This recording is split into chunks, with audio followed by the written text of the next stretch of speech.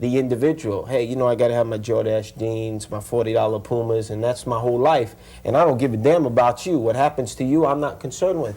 This is a concept that's saying you go out, you risk your life, you incur your own expenses, don't ask anything in return, and most, you know, unfortunately, you could end up 6 feet under the ground protecting someone else's life and property, which is a total 180-degree turn from what we're used to today, which is, hey, you protect your own family, your own color, your own religion, but you don't get involved in the mass. What we're saying is we are the family of women and men. We are each other's brothers and sisters, and in protecting your rights and property, I end up protecting my families because I'm making it a safer place. I think it's a nice idea, good concept, but I don't think that it works. Anybody could put in, you know, an hour or two, it's spare time to help out. Politicians, the police, they're trying to convince the public that, hey, things are so bad, there's nothing you can do about it, and that if we're even going to dare to go in these neighborhoods, we need to be able to violate people's rights, we need bigger weapons, we need dogs, attack dogs. In order to go in. We go in without weapons. We go in with a 3-month training program for our people with no special authority, only the authority that every citizen has guaranteed by the Constitution. And we go in there and we do make a difference. And that terrifies them because we're showing the people, yes, you can do this yourself. Don't listen to the lies that they're telling you, and don't fall victim to that fear that they're trying to spread like cancer. You do need organizations, you do need the mayor, you certainly need the police department. You know, fire department, things like that. And don't give a darn what the mayor or police chief or the governor or the president's telling you, because, quite frankly, it has very little value of what is going to happen in your day-to-day life. Don't you feel at times a little scared? I mean, life-threatening scared. Not so much from the crime that you're patrolling in the subway. You know that territory. Yeah. From, well, like Melvin. From the people that you're trying to work with. Don't you feel threatened at I times? feel more threatened at times from the police than anyone else. That's what I'm talking about. Forget the people. I could go into the middle of a crap game where they're dope dealers, where they have heroin growing out of their ears. They don't worry about me or in the presence of my Red Beret t-shirt or who I might be.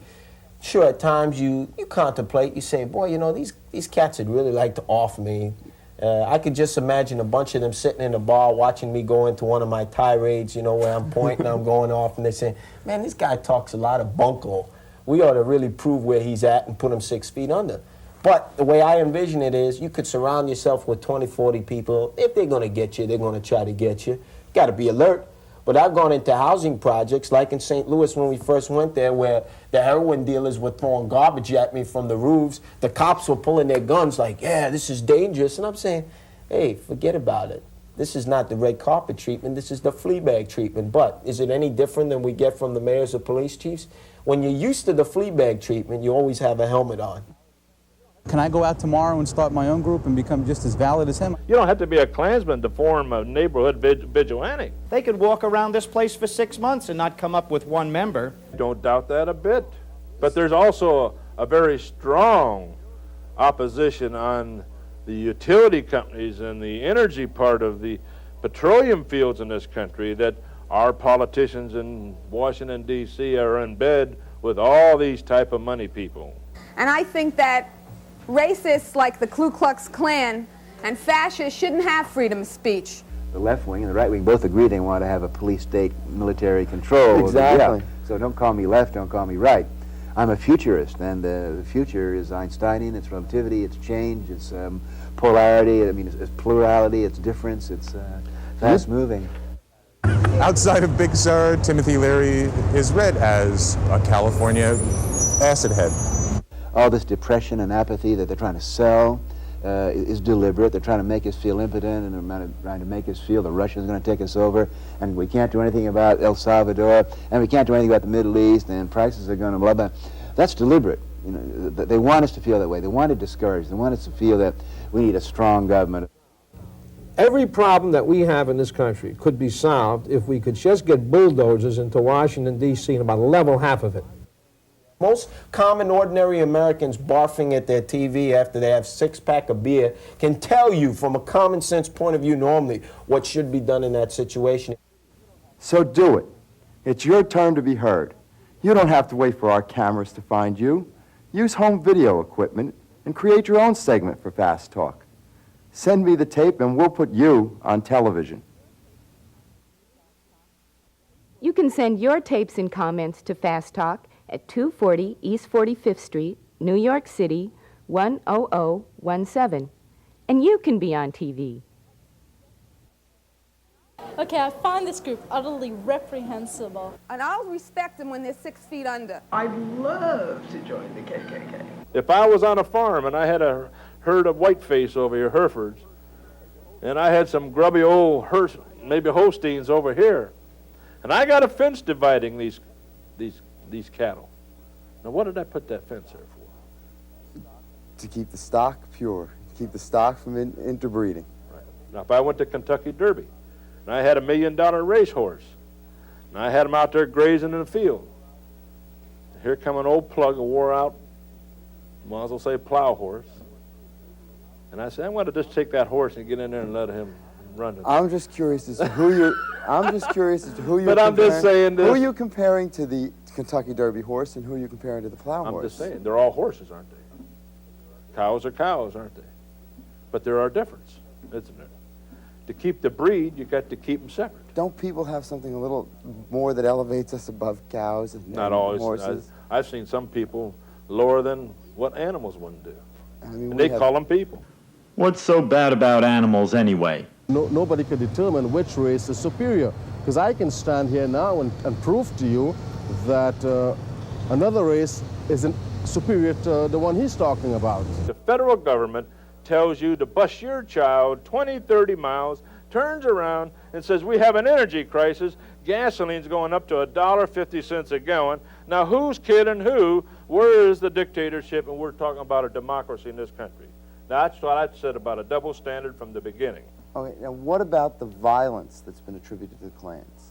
Well, everybody has a certain amount of violence in them. The fact is that scores of thousands of people are taking direct, effective, violent action against the Klan, week in and week out. You don't ignore Nazis, and you don't pick at Nazis. You step on Nazis. And that's what has to be done now. You got a world court, they're pushing for a world police force, a world army, a world navy, a world air force, and a world government which will be established in Israel. That's where all the marbles being laid. In Israel? In Israel. Where, you've got me, believe me, you've got me totally confused at this point. Before I get you confused anymore, Paul, okay. I want to bring you out of the bush into the light again. All right. I don't want you to be darkened because, first of all, we've got to go back to what the Illuminati is. The Illuminati. It's a government, yes, Illuminati, it's a government within a government by high society Zionist individuals that had conspired clear back in the League of Nations under Wilson's administration. You see, this was all brought about. How was Palestine brought about? How was Israel brought into the picture and established? These were all what they call a Balfour Treaty, commitments by England to the United States to get the United States in World War I. Well, I don't care about what they say, really, but I love the way they were dressing. I mean, I love his outfit. And what would be so wrong about a world government where we all... Because the Bible says that no government shall all come together under one. If you're a Christian, you believe in the commandments of God that these governments will not stand only 3.5 years. There'll be destruction, complete, I should say, eliminations of nations will occur. It tells you in there that the neutron bomb is being developed, that man's eyes will look toward the sun, and the flesh shall fall from his bones. I am also a member of the International Committee Against Racism, and I came here tonight in disgust. The influence of the gospel throughout this nation is why God has preserved our country. Those moral truths, if you take basically the Ten Commandments, and you take them straight down the line, the Roman Catholic community, the Jewish community, the Protestant community basically live by those creeds. And if you throw those out the window, you've got no country left. The moral majority is probably as frightening, if not more so, than somebody from the Ku Klux Klan. Because you're right, they're lobbying, they're in Washington, because they do have educated people behind them, because they do have ideas, and their ideas are Republican ideas. So if we're going to be consistent with what we're trying to do, I think we need to quit being stupid. We need to either we're going to take all of religion out of the school, and that includes atheism, that includes agnosticism, that includes Marxism, that includes all the other religions that are declared religions. For example, atheism is a religion.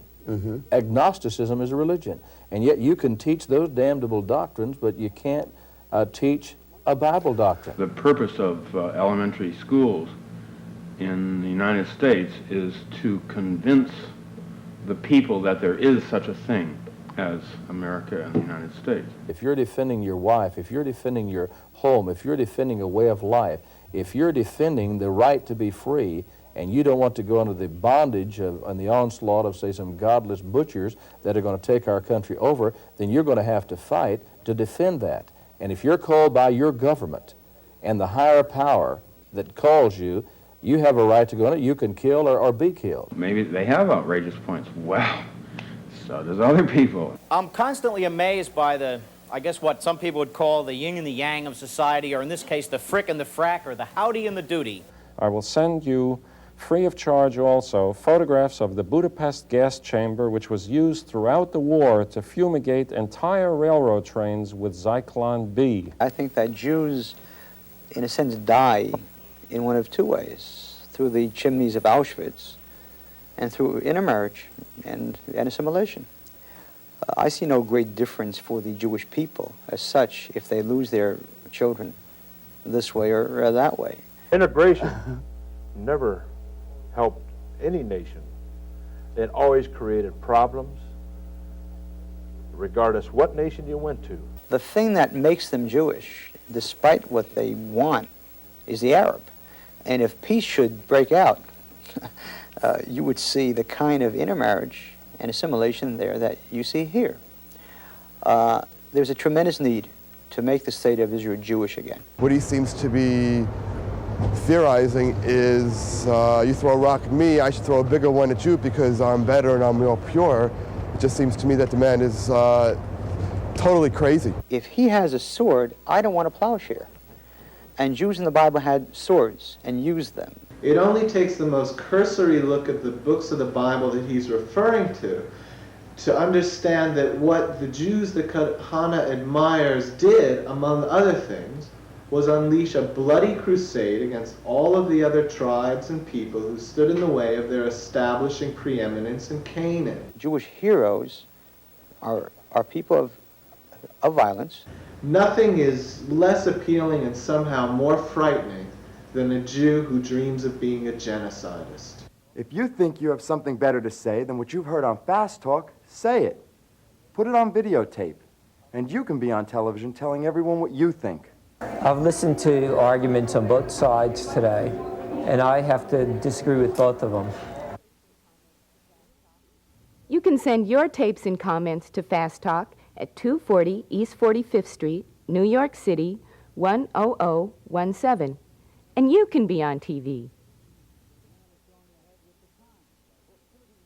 The man is going ahead with the times. Well, Timothy Leary's greatest vulnerability has always been his idealism. I'm a scientist. I'm a philosopher. I'm a humanist scientist. I'm one of hundreds or thousands of people working in the sciences who are humanists, as we want to take science and the scientific method, which is a wonderful way of worshiping nature and unveiling the secrets of nature and deciphering the mysterious codes of nature. We're scientific pagans. We really love nature and want to know more about her. This is the new brand of humanist science, as opposed to the Newtonian scientists and as opposed to the Protestant ethics scientists of the 19th century that said that the universe was a horrible clockwork place set up by Jehovah God, who was a capitalist and believed in the conservation of energy, blah, blah, blah. So the new scientists believe in giving human beings the courage and the confidence and the goodwill to take over the responsibilities. For example, in genetics, we now know enough that we can extend the human lifespan. In space, we can build little condominium valleys in space cheaper than you could build condominiums within 100 miles of New York.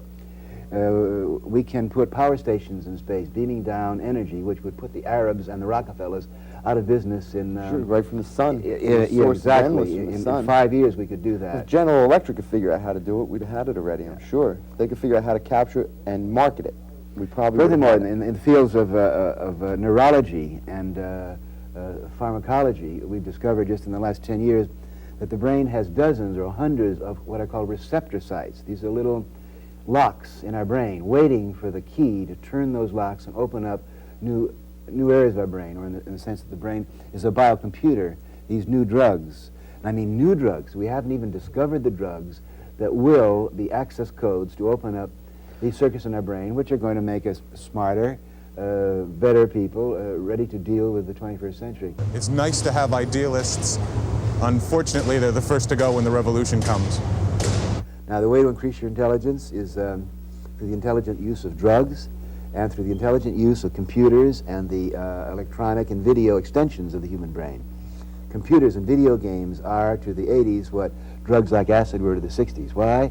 Because the first time we can talk back to the machine. And kids in the arcades who are spending, the funny thing is, kids under the age of 15 spend more money in video arcade space games, that's $8 billion a year, than our country is spending on our real-time space program. And the town fathers are spending more time trying to close down video parlors than they are trying to repair potholes in roads. They should do that. I mean, if I were an old-fashioned senile dinosaur, I would ban video games. Why? Because the kids who are doing them are learning to accelerate their brains. They're learning to talk back and manipulate. Instead of being passive boob tube addicts just sitting there with a six-pack listening to Howard Cosell, they're learning to outwit the machine. They're learning how to press and enter and dial, and they're learning to speed up their brain. Now, once they can do that with a video game, and those video games, by the way, get more and more and more complicated, the kids are getting smarter and smarter. After a while, they're going to look at Johnny Carson, they're going to look at Dan Rather and say, come on, let's detonate, or we have moved beyond them. Yeah. So they're learning some skills for the 21st century. Absolutely, and they're getting smarter, and no grown-up wants the kids to get any smarter than they are. Isn't that right? The things are good for the mind, they're good physically, and people are doing these things today. And they're developed by people that have intelligence and certificates of fitness to do it. I'm the world's most vehement opponent to a stupid, badly planned drug abuse trip. Well, in the one article of yours, you talk about the fact that the drugs, it was a big fight to get drug abuse part of the FBI, the police state, as opposed to health, education, and welfare. Yeah. That was a big to-do, that the Kennedys were very for health, education, welfare taking over drugs. Yes, if Jack Kennedy had not been killed, because Jack Kennedy was using drugs. As a matter of fact, we had Jack Kennedy's mistress was bringing drugs that we sent to Jack Kennedy, Jack Kennedy into the White House. If he had lived, he would not have let the police take over drugs, because he knew too much about it. He was a very sophisticated person. Traveled in sophisticated circuits. Plus the fact that he'd had so many operations on his back that he knew all about painkillers, and he was a patient of Dr. Jake, the feel-good doctor. That's all well known, so I'm not just spinning out rumors here. And he was Jack would have turned drug control over to the FDA and emphasized research. The president is hit, now he's trying to talk to his wife, and he receives the fatal headshot. This is another blow-up of that headshot. And another. Now that they've changed the rules, we don't know who's pulling the trigger. We don't know who's running the country.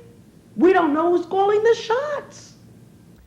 Mary Jo Kopechne was murdered, not particularly, although they were very glad to get rid of her, because they also murdered her roommate, who was, I think, Bobby Baker's secretary. But the main reason for killing her is that she was with Mr. Kennedy, Ted Kennedy, that night, Edward Moore Kennedy. And as he drove away, they set it up like a bear trap. I think that's an exact quotation by John Dean in the White House tapes. He said, if Kennedy had only known the bear trap he was walking into. It was set up by what I call the boys, because Nixon had to continue to be the president to keep the war in Vietnam running. So they had to knock everybody out of the way. Later on, they shot Wallace, who was interfering with things, and they took Muskie out of the way, I think, with a fake letter. I think it was because she was pregnant and he wanted to get rid of her. As I often say, as soon as a story has been told about anything, no one will ever know what really happened. Because the story becomes the event, and the event itself absolutely disappears. They kill the person that they want to get rid of, and they throw in as a red herring the patsy, and they blame everything on the patsy, and then you hear lots of publicity about the patsy, and he's put in jail or he's murdered or something and he's gotten rid of, and they go on to the next thing. It's a simple system. The world is a conspiracy, that life is a conspiracy. guy who shot John Lennon said, "I've just shot John Lennon, and I don't know why, because I like the guy." These are mind-controlled assassins. It's the latest hit. It's great. It's just ideal. He's genuinely funny, and we need him today. We need people like that. They want to rub out everybody that's in the arts for peace and love. In fact, after this happened, I met up with a friend of mine I hadn't seen in 12 years. His name is Juma. He's a black drummer, and he was with Jimi Hendrix in England. He said there was a CIA agent in the form of an English woman who had to do with Jimmy's death. Jimi Hendrix was killed. There's always been talk of Lenny Bruce having been... Of course. These people are tremendously influential with young people. And when you're into love and life and no war and peace, they have to be smudged, man. They are bad news for the military. If that guy's right, we're in trouble. Almost everyone has been blown away who knew anything about it, even slightly. Almost everyone who was ever involved in the thing is just dead, including Mr. Harper. I had seen over the years that many times people who have a real hold on something but are not part of the police establishment or the governing establishment have no real access to the media. There is a special attention paid to them by the media only insofar as they can be discredited in advance. There's a great American mythology that the truth and beauty and all that's just and right lie in the center, firmly anchored like the hole in the donut, when most of the things that I found that are creative, that are exciting, without attributing any particular political slant to them, are definitely out on the edge. Right. And when the warden knows that I'm coming and everything, and they counsel me and they say, look, we know you got to go out, we know you got to talk about addiction, you got to talk about your job and everything, we can't shut you up, but don't say anything extremist. He has a place in democracy. The gadflies have a place. I mean, if we don't have people telling us how rotten we are and how bad we are, we'll never know. Socialism is an idea. Right. The idea that the oil industry should be nationalized, that everybody who's born should have the right to decent medical care. Well, the oil business these are here- like, these are accepted by most of the people in the world. But in the United States, with our great freedom of choice, we don't have one channel that has this point of view. And I think that the people like Abby who are advocating socialism and communism are doing the democratic system a disservice. There are things we can do inside this system. We can change it if we work hard enough. I mean, it may be a struggle. We may have to really work. Who knows? I mean, you may actually have to give up some of your time. You actually may have to not buy a beer that day and put that money to somebody else. I mean, it may be a sacrifice. If you take the 13,000 daily voices that are speaking to the American public in terms of radio, television, and newspapers, and you took their foreign policy in terms of the Mideast, you took their attitude towards the strike in terms Right. of labor, capital relationships, you're going to find 100% agreement right down the line. Now, the Russians, the clods that they are, have managed to come up with only one way of censorship. One In the paper. book, I say that capitalists, especially us, being the inventive geniuses that we are, have come up with 999 others. But to assume that there's a free press is very dangerous. We think you got to be a star in order to get your opinion across.